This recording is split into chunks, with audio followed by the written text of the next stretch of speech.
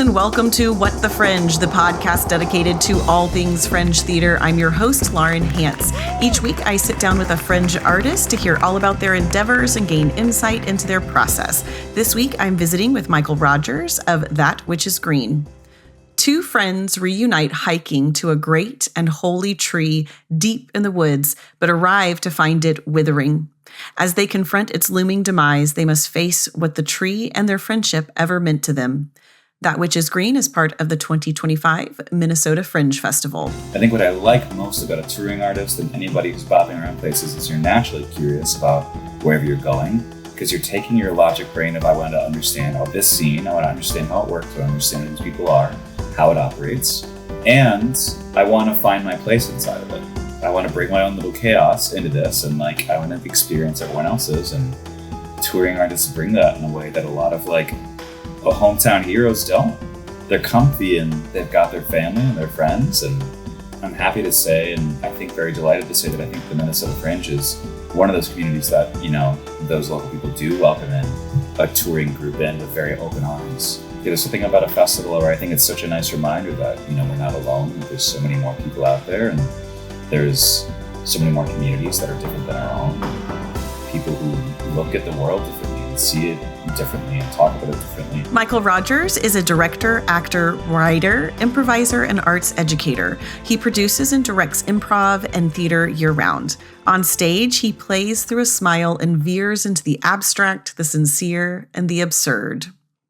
Michael, welcome to What the Fringe. Hi, Lauren. It's so great to see you. I'm so excited to be doing this with you. Me too. I've missed hearing your voice. It's lovely to see you. Thanks for having me. Yeah, so we met last year at the Minnesota Fringe, and I don't know, you're like a spirit animal or kindred spirit. I don't know what I would call you to me, but you're very dear and precious to me, and I absolutely love you so much. So we hung out a good bit at the Minnesota Fringe. You were local there to Minnesota, and I was not. You gave me rides. We celebrated your birthday, all kinds of fun things. And your show from last year, As Above, So Below, if my listeners remember, was given the Best Drama Award last year. And still, what a treat it is to hear. Yes.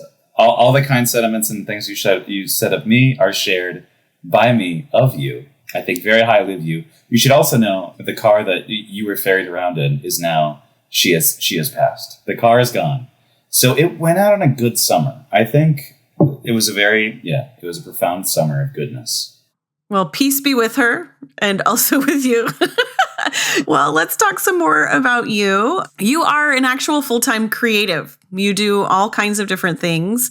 So talk to me about kind of all the little gigs that you're working to make that work for you at the moment as a full-time creative. The glorious title, full-time creative, I allow myself to feel it every now and then. Just every little bit, every now and then, every couple of months, I'll think to myself, I know it's the case, but I'll actually allow it to be true and think okay, this is pretty cool. I'm not doing some 9 to 5 and with whatever straws or spoons I have remaining, trying to create something or do festivals or write shows or do runs of something. So what it looks like is a lot of arts education. It's a lot of after school programs. It's a lot of people reaching out and being I got your name from this person, and a lot of the same person who couldn't be booked because she's booked by everybody, then leading the people trying to book her to me. I wouldn't have half of my work if someone named Jen Scott, who's lovely. If Jen Scott wasn't as busy as she is, I don't think I'd have a life. There wouldn't be food on the table. Thank you, Jen Scott. Thank you, Jen Scott, from the bottom of my heart for many things, including the work that you couldn't accept. It's directing shows. It's really all sorts of things. And I'll do commercial things very infrequently, voiceover stuff very infrequently. I would love it if that weren't the case. My first example, I'm so happy to say, is not something that happens anymore. I remember I was 23 and someone who met me here, saw me performing or watched the improv show. They were so you do shows as characters, right? And I was yeah. He was would you ever, you can say no to this, perform as one of the Wiggles? And I was you mean like fruit salad, yummy, yummy, the Wiggles? And he was yeah, any chance you have 3 more performer friends who would pretend to be the Wiggles for my child's birthday? So we got the primary colored shirts. We were all 22, 23. We were all little babies and just out of college. And we're this is a couple $100 and like all we got to do is sing fruit salad. Easy. We've done that since we were 7. Like, it was the weirdest experience, but like, it's things like, you know, that inspired like a long, like, you know, saga of little things. Like, I got contacted this last year to be a host for an Oktoberfest at a brewery in Minneapolis. And it's like this 4-day event where I'm just walking around the Lederhosen and riffing on stuff and being a host and stuff like that. So it's really a lot of different things. It's usually never the same. The arts ed part is always the same, but that's only like, I would say half of it, if not a little bit more. So whatever the rest of it looks like is always different. Like even month to month, if not every couple of months. That's what it looks like for me. That's the gig life. Are you still, can I ask this? Because you may not want to divulge this, but I know you were painting for a while. You were painting figures, which I think is very interesting. I'm so glad you brought it up because 2020 happens and I am a huge nerd and I'm a board game player. And I was walking in this shop and there was this like Star Wars miniatures game. And I looked at it and everyone has like a soft awareness of like Warhammer or like miniatures games or even D&D minis. And usually it's like I'm looking at it and being like, oh, interesting. Adults playing with their little guys. And just moving on. And there they were. And it was like this store was going out of business. It was your classic sad story of like Amazon is kicking this little store in the teeth. And they're like, we got to get rid of all of our toys. And I walked in and I was like, I think it'd be really fun to paint these guys. And 3 weeks later, COVID started. And thus began my COVID hobby, which was painting miniatures. And I did it. I've since been doing it for 5 years. And I got quite good at it. And good enough that like probably 2 years in, you know, people that my girlfriend at the time was playing D&D with were like, hey, could like Michael paint one of my minis? And I was like, yeah. And like, they were like, how much do you want? I was like, I don't need anything. And like, you know, like, yeah. Or like, give me $15, buy me a beer, whatever. And that since spiraled into, I would just go into places, buy whatever bulk I could that they were just trying to get rid of. And I would paint it. I'd make it look sexy and hot and good. And I'd put it on eBay and turn it around. And then I was looking at the income from that as I was working like a part-time job at a museum. And I was like, they match. Like, this is nuts. Like, I don't know how I'm here, but I guess painting a bunch of ATSTs is like, for the listener who doesn't know what that acronym is, I won't explain the acronym, but it is a Star Wars vehicle. But like, there was such a fun little realization of like, oh, this little art is like my fun money now? This is incredible. Like, wow. And then I stopped working that job and I now do a lot of commission painting. And it's a really wild ride and it always looks different month to month. But yeah, it'll go from like, you know, I get like a commission order of one little hero from somebody to just make it look real nice. Or I'll get dozens. Or someone will literally spend a couple $1,000s over the course of like a month or two to just be like, can you paint all of these to extremely high detail? And I'm like, yeah. Because my question is, can this pay for the next 2 months of rent? And the answer is yes. So whatever this is, I will paint it. Like, yeah. I'm very pleased to say that is somehow a reality right now. Well, it's lovely when it's not a side hustle, but like when one of your gigs is something that you actually really enjoy.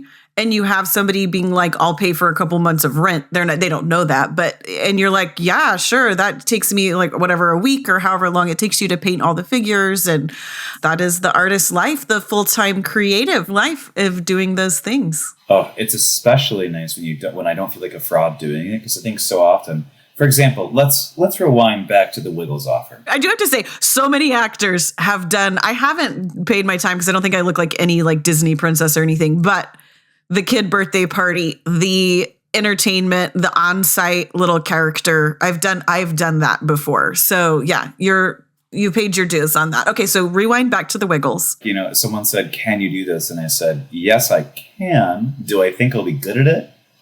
I don't know.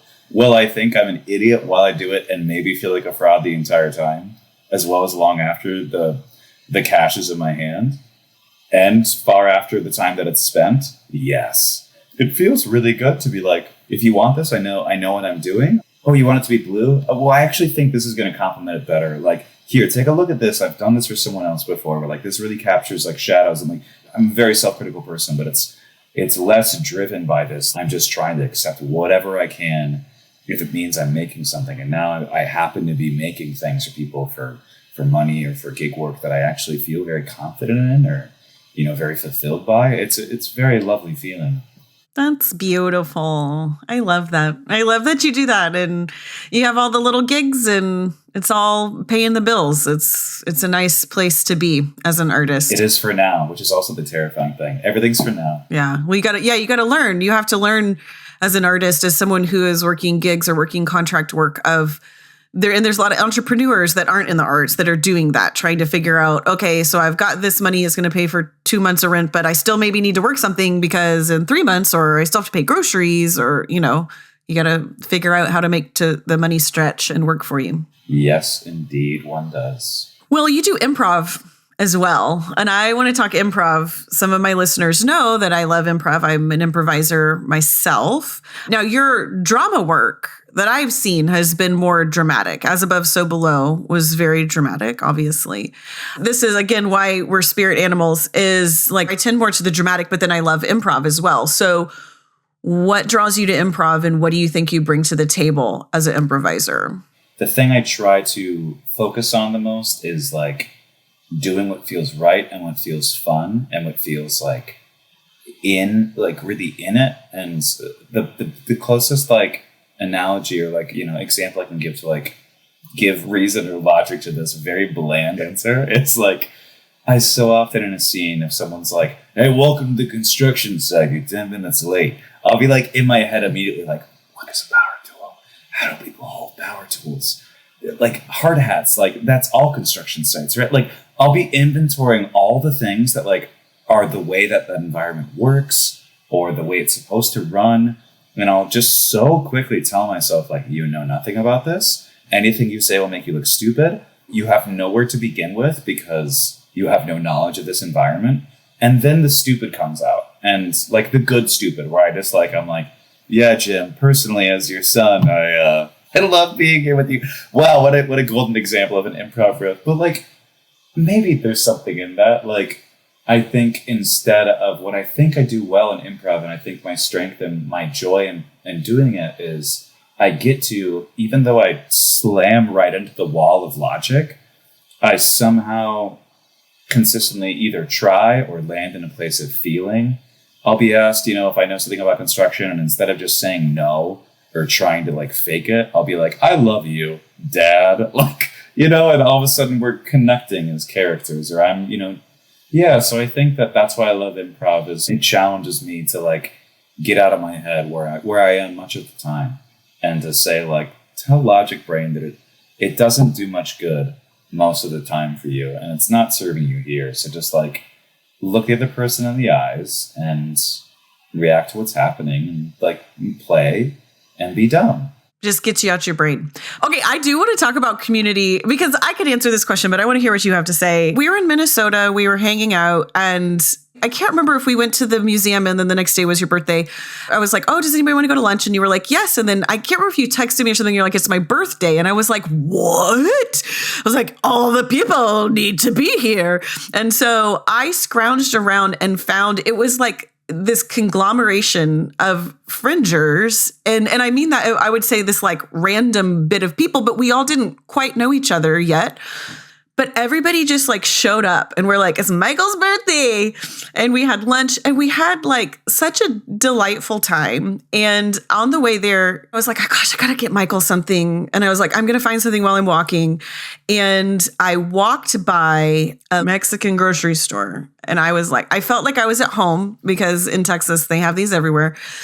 And there were piñatas hanging in the window. And I was like, oh, I couldn't bring one from Texas because I didn't know Michael, and I didn't know it was his birthday, but now I know him and I know it's his birthday, and they have a piñata. And so I ran in that store, and I just felt at home because they really didn't speak English, which was wonderful.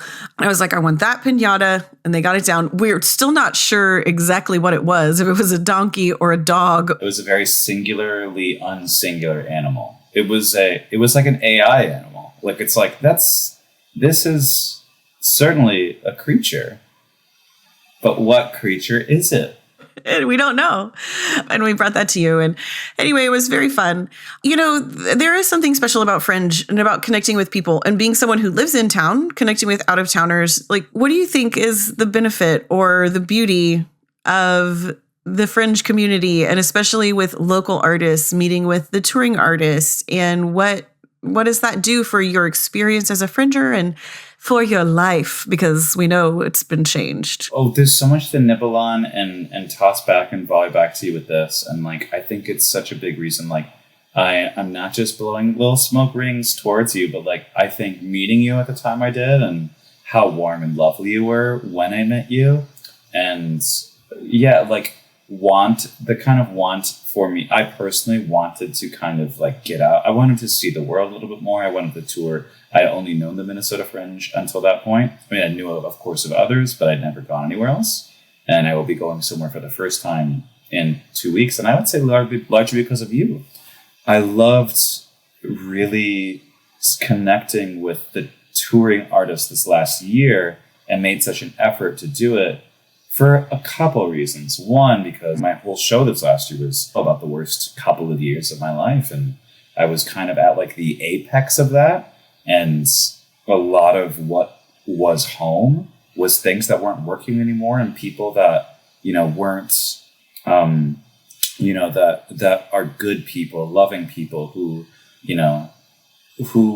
I wasn't really connecting with anymore. And needs had changed and people had changed and dynamics had changed. And like, I really desperately needed something and people to connect with. And also beyond that, just having like a genuine hunger for like wanting to connect with people and make friends and like being curious about others, which is what I think I like most about, this is a very long-winded answer, but like, I think what I like most about a touring artist and anybody who's bopping around places is you're naturally curious about wherever you're going, because you're taking your logic brain of, I want to understand all this scene, I want to understand how it works, I want to understand who these people are, how it operates, and I want to find my place inside of it. I want to bring my own little chaos into this, and like, I want to experience everyone else's, and touring artists bring that in a way that a lot of like hometown heroes don't.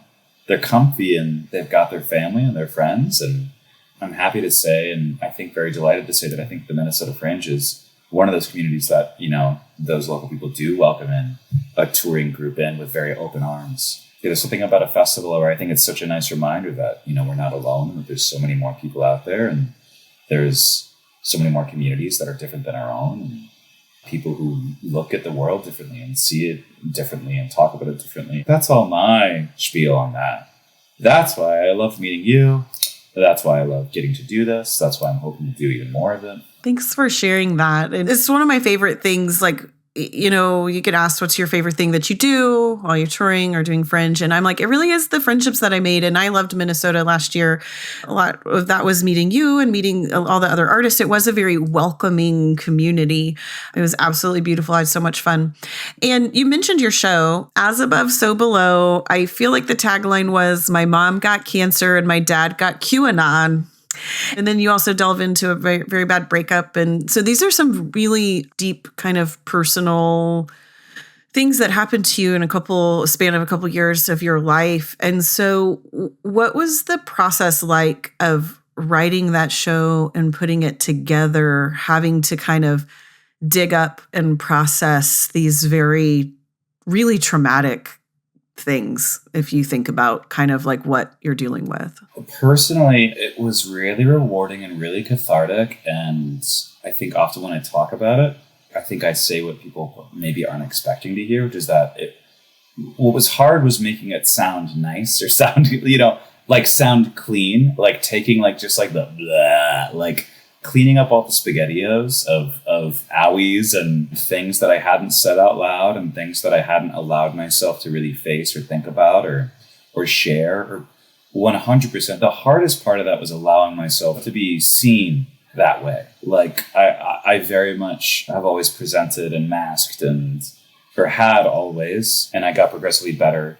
One, at masking and better at not masking, but it never really went away enough, or enough of it didn't leave and enough of it lingered through periods where it desperately shouldn't have, like, it just shouldn't have been there. And yeah, so I think like there was no shortage of content. What was, I would say the hardest parts of it were, that was, I think, one of the first shows where my idea of what it was going to be and what it became were two very different things.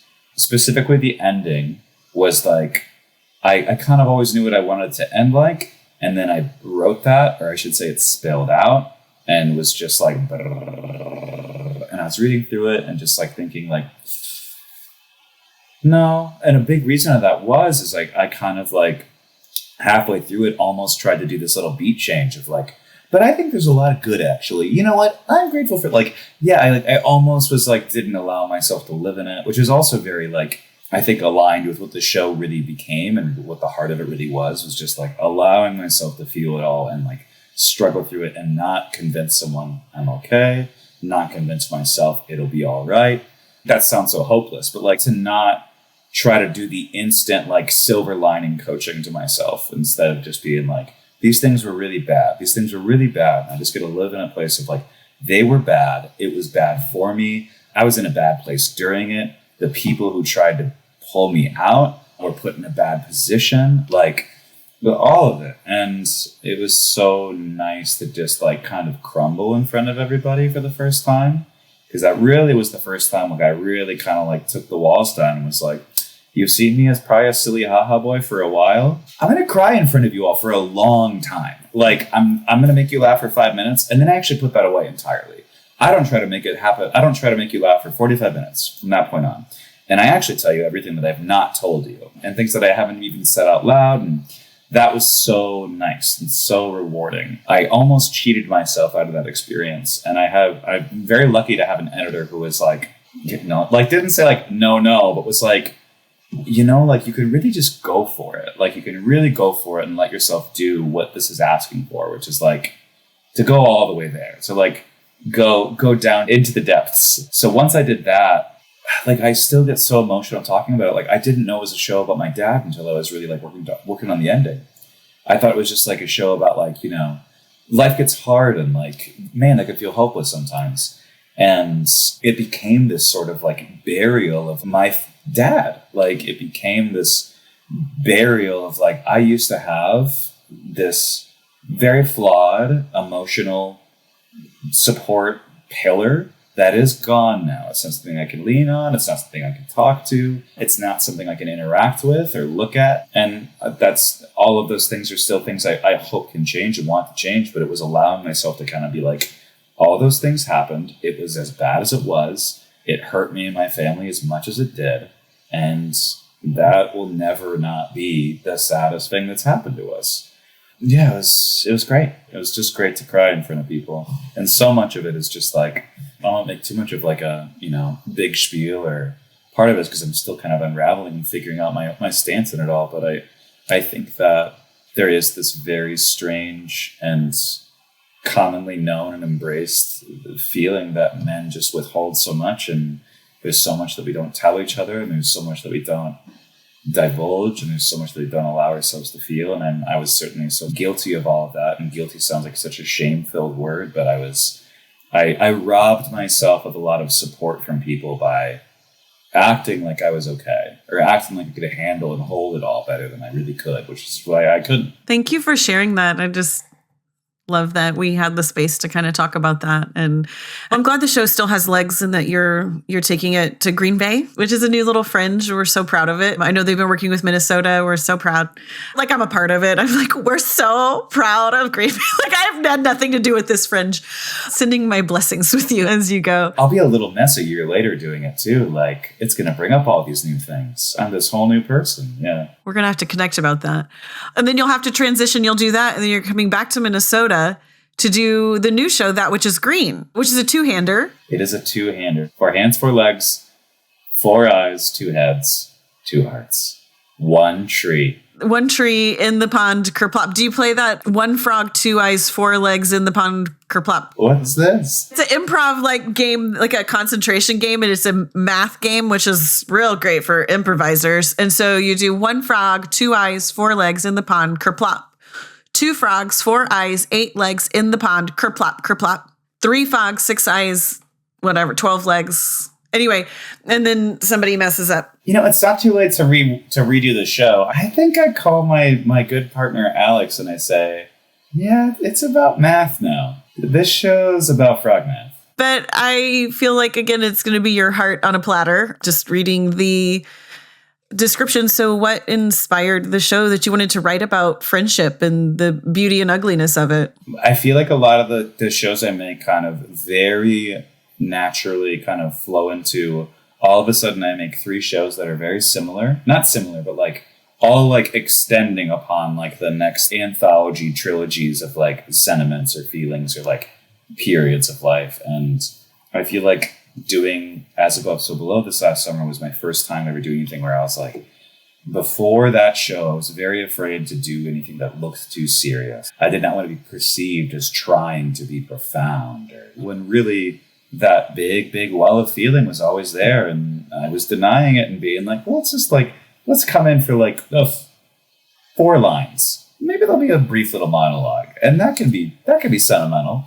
I've always had very heart-filled shows that are very deeply feeling. And then that really exploded. It 2 frog, 4 eye kerplopped into like big lake, turned into an ocean of just like, I think we're going to really extend this and not try to be funny. Haha, I'm not going to try to label it.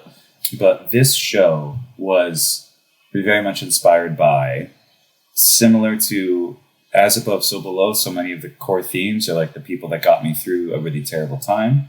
I think like they're like a little cameo in that story of like the people who like allowed me to float through all that. This show, That Which Is Green, is very much like from a place of like it being about the friendships that really saw me through the worst parts of my life. And like it kind of came as when that show was happening, everything in my life and in the world was falling apart. And that is a model that unfortunately has not slowed down or ceased or halted or calmed. And I think that like I was 27 when the pandemic started. And I think there was all these ideas of like what life was going to be or where things were going. And that suddenly looked very different. And there was a lot of things, milestones that I was like, like your guidance counselor, parents, they, guide and direct you to like, these are the things that will happen. Like you'll meet, the person, or you'll get the job, you'll buy the house. Like there's all these milestones. Or like if you get sick, there's the hospital. And if like, there's this thing called the hospital, you get sick. And if you get sad, there's the therapist. And like, there's all these things, and the greater good's always out there. Look for the helpers, and then you just see hate and, just violence and, just all these things that are supposed to be, that I felt like I was, hoping would maybe, spring back up or have a crisis of faith and say, guess what? I'm actually good now. Or I'm what you need now. I'm not expensive anymore. Like it won't kill you to get an X-ray. You won't be indebted to me forever. Like all these things. It's also very rooted in my personal like faith journey and foundation. I was raised Catholic. I was raised Catholic poorly. I think there was definitely a road in which I could have been raised in a very healthy way as a Catholic person and like embrace the faith of it all and the community of it all in a very healthy, formative, and there's so much good that was instilled from that. But again, there's so much of that I was taught that this thing would be there, and I was shown that it wasn't, or I was shown that, oh, that's actually just like a politeness they were offering. They didn't mean those things. You can't ask for them. Like, yeah, you can't ask for that generosity or that kindness. They won't give it to you. So it's a show that's very much about like how all these things that we're, I think, are taught as people that will be there to help us and guide us, they let us down, and they die in a way. And the things that really get us through the worst parts of our life are our friends and the people that we love. It feels sometimes like the only things we can lean on, especially as the world is going insane. Yeah. It sounds very timely, though, as well, as things are changing. I mean, we went through COVID and now we're going, I don't want to get into all that, but the things that we're going through in this country. So thanks for sharing about that show.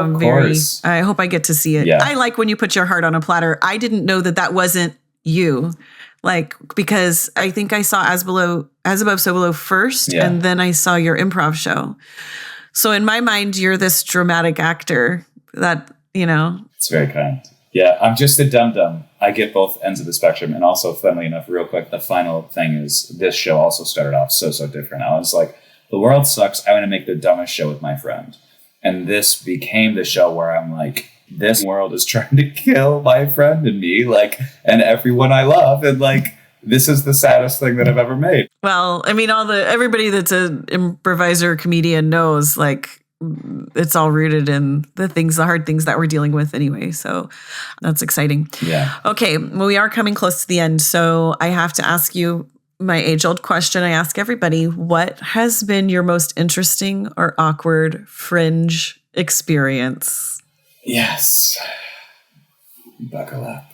So my most awkward / unfortunate / incredibly fortunate, I am so grateful and find so much joy in the fact that it happened and that people are aware of it and that I have people who more directly influenced and impacted by this who rejoice in it. They maybe rejoice in it more than I do, or I do it more than they do.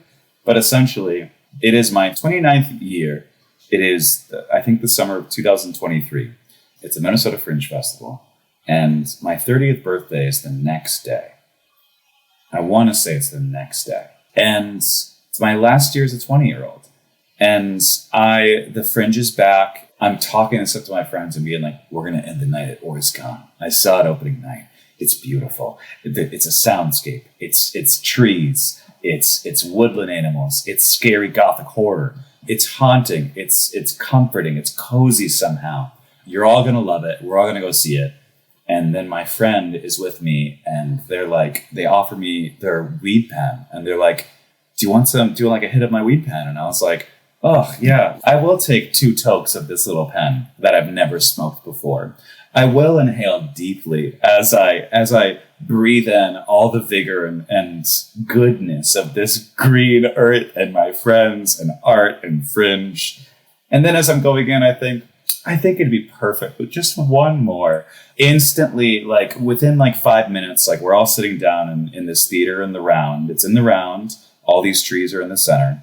I saw it 2 nights ago. I remember all of it. I'm so familiar with how it all works and operates. And I'm looking forward to it. And I'm giddy and I'm high. And I am like giggling to my friends and just being like, I'm so high. I'm so like, just like, it's the last night of my 20s. And I'm about to watch beautiful art with good friends. And the thing that I love is finally back. The lights come down. The lights come up. And immediately I am seeing 2 of the main actress. So I am seeing, my vision is split. One of her is here and one of her is there. And that music that I found so haunting, it's like bells and chimes. It is now with every ring, like this like torture, this haunting, scary, unsettling, like, no, like every time it sounds, I'm like, no, go away. I hate it. Like, I'm just losing my mind. They're talking and they're talking too slow. Like when I say too slow, I mean, it's like I'm the high. So like everything's like, so and like the soundscape of it all is just like, I'm like, can we just go faster for just like a little bit? Like, can we just like roll the windows down for a second? Like, can you read the lights out? Like just like losing it. I've been drinking. And then I'm just like, at some point, I'm just like, all right, calm down. Like, it's just theater. You're just high. It's just theater. You're just high. And I'm just like, I'm making this like tight ball. And I'm like holding my arms and crossing them and just staring down, like trying to breathe. And then at some point, the burps begin. The first burp, I like jolt awake and I'm like, I saw the show 2 nights ago. I'm in the round. I couldn't stand if I wanted to, but if I could look over and get help from a friend, perhaps there's a world in which I could say, hey, could you take me out the back? Like, could you help me get up and just like crawl out back? No, I have to enter the world of the play to leave this thing. And I could not even dream of standing. I can't even dream of asking for help. I'm too busy hearing a chime and knowing that I'm about to vomit everywhere. The burps continue and I have a friend go, are you okay? And I go, yep. And then maybe 10, 15 seconds later, I'm wearing a K95 mask. It all just comes out.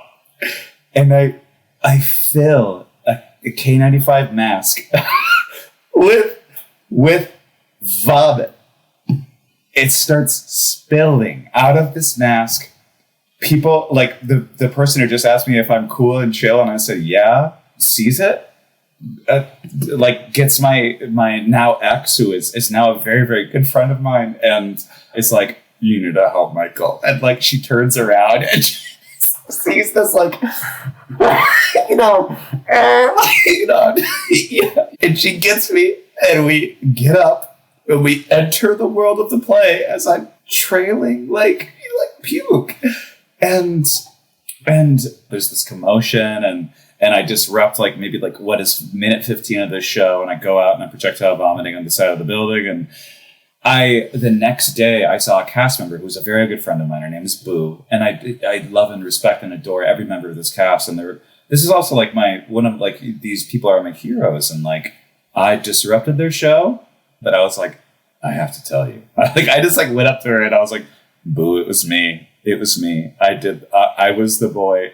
And she just like lost it. And then she was like, oh my God, I gotta go tell like Amber right now. Like she's immediately telling cast members who are like behind her. And I'm just like, oh my God.